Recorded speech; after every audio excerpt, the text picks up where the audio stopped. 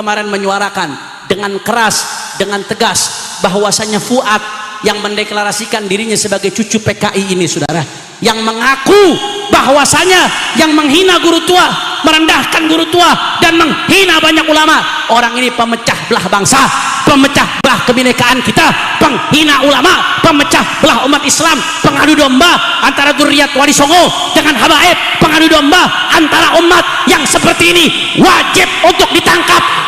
Di Indonesia justru ada pihak-pihak yang coba-coba memecah belah umat Islam, bahkan memecah belah rakyat Indonesia. Betul? Betul? Bahkan kemarin, saudara, di akhir Ramadan, ketika para kiai lagi sibuk baca Quran, khatmul Quran, ngajak umat di mana-mana, saudara, para habaib lagi sibuk khatmul Quran dengan puluhan ribu umat di mana-mana. Itu di Jakarta, setiap malam-malam ganjil ada acara khatmul Quran di Maqamat. Itu yang hadir nggak kurang dari 50.000 orang, saudara. Habaibnya lagi sibuk, kiai-kiainya lagi sibuk.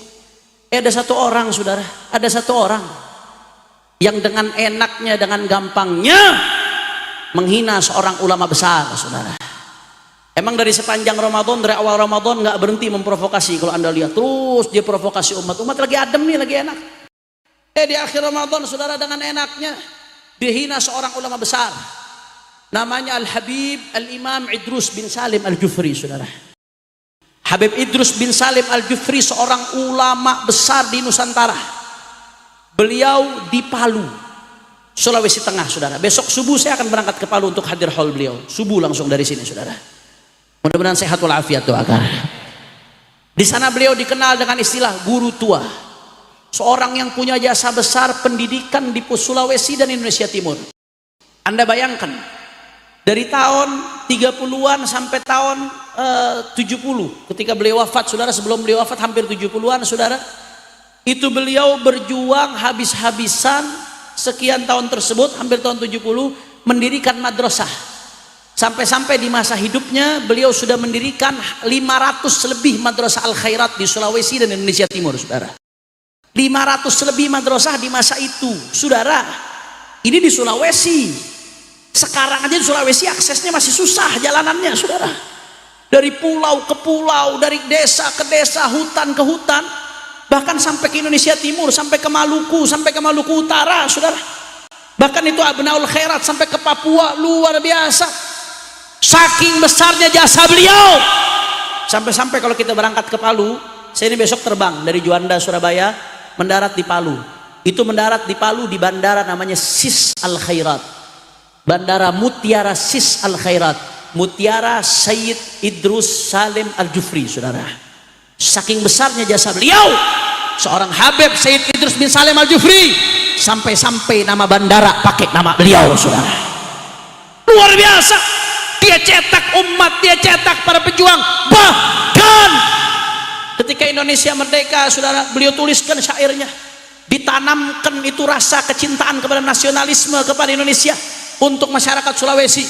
Dia tulis syair, salah satunya dukungan terhadap kemerdekaan. Beliau katakan, kullu ummatin laha ramzu izzin wa ramzu izzin al-hamra wal bayda'u. Setiap umat, setiap bangsa punya simbol kemuliaan, kata Habib Idrus bin Salim Al-Jufri, dan simbol kemuliaan kita adalah merah dan putih, saudara. Allahu Akbar, Allahu Akbar. Ini ulama besar. Anda kalau ke Sulawesi, sampai ke rumah-rumah orang itu hampir semuanya ada foto beliau, saudara. Di semua rumah, khususnya Sulawesi Tengah. Alumninya luar biasa. Bahkan sampai, mohon maaf, jangankan yang muslim, sampai yang non muslim, itu komunitas Kristen, komunitas Hindu, komunitas Buddha ikut memberikan rekomendasi beliau supaya jadi pahlawan nasional, saudara. Saking besarnya pengaruh beliau di Sulawesi. Kemarin di akhir Ramadan ada seorang yang ngaku cucu PKI, saudara. Ini orang dia sendiri yang ngaku cucu PKI, namanya Fuad Pleret, saudara, botak orangnya. Dia hina Sayyid Idrus Al Jufri, bahkan dikatakan sebagai monyet, saudara. Saya mau tanya, kurang ajar atau tidak? Kurang ajar atau tidak? Kurang ajar atau tidak? Saudara, Sayyid Idrus dan ulama-ulama kita nggak akan pernah terhina dengan hinaan tersebut. Ibarat orang yang mau menyundul gunung batu mau diseruduk. Kira-kira kalau ada orang mau nyeruduk gunung batu, yang hancur kepalanya atau gunungnya? Kepalanya atau gunungnya? Tapi kalau kita tidak membela, kita diam, kita yang hina saudara, karena diam bungkam terhadap kekasih Allah. Ulama berjasa dihinakan. Masya Allah, bahkan nggak sampai di situ saudara. Ini sengaja, dia sengaja. Ini sengaja terencana, memang selalu mengeluarkan ujaran-ujaran kebencian, ingin mengkotak-kotakan dengan istilah pribumi lah dan lain sebagainya. Padahal saudara, itu dulu kerjaan Belanda yang menggunakan istilah pribumi untuk mengkotak-kotakan. Itu kerjaan Belanda. Anda bisa buka di referensi saudara di berbagai literatur. Anda bisa lihat di Wikipedia. Belanda yang membuat tingkatan-tingkatan. Ada tingkatan kelas pertama Belanda, Eropa dan lain sebagainya. Ada tingkatan warga kelas 2, Cina, India, Arab dan lain sebagainya. Ada tingkatan ketiga yang disebut oleh Belanda pribumi. Ini Belanda yang mengkotak-kotakan. Tujuannya supaya apa? Tujuannya supaya ada kecemburuan sosial, supaya nggak berbaur, supaya nggak bersatu. Kalau sudah pecah, tidak berbaur, maka Belanda yang diuntungkan. Perlawanan jadi lemah. Akhirnya Belanda menjadi kuat. Ini kerjaan Belanda, saudara. Kerjaan siapa? Orang kompak. Kerjaan siapa? Orang keras. Kerjaan siapa? Belanda, saudara. Begitu Indonesia merdeka, ada yang namanya Sumpah Pemuda. Maka saudara, jauh sebelum Indonesia merdeka, kita semua satu. Apapun bahasa kita, apapun budaya kita, apapun kita satu bangsa, Indo. Juga ada namanya Sumpah Pemuda Arab.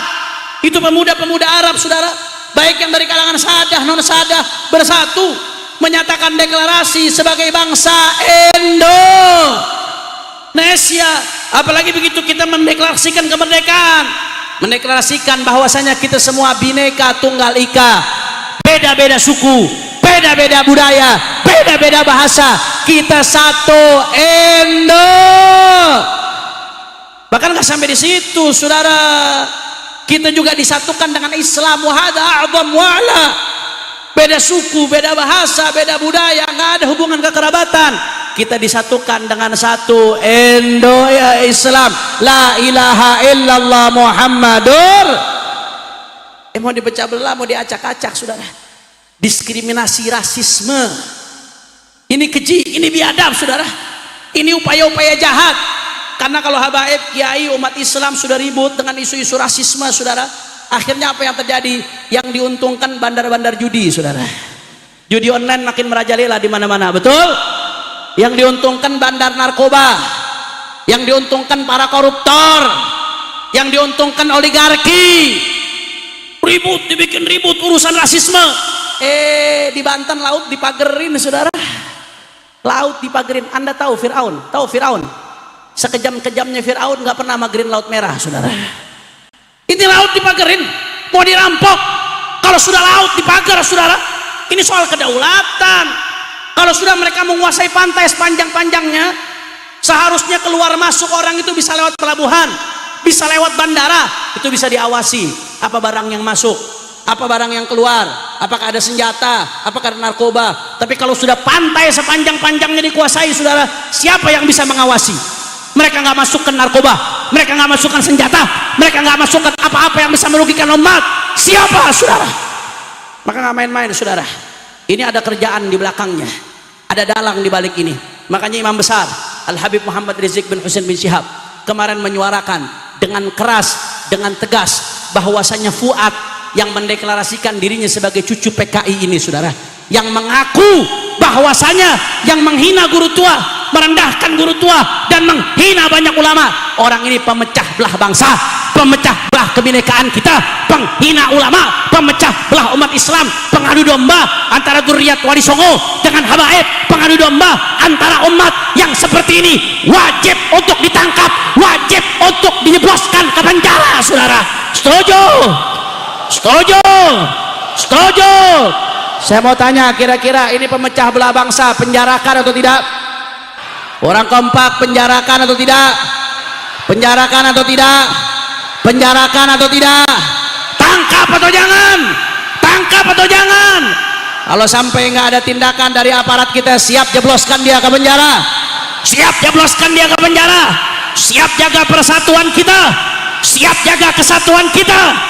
Semua angkat tangannya. Allahu Akbar, Allahu Akbar, Allahu Akbar. Sallu ala Nabi.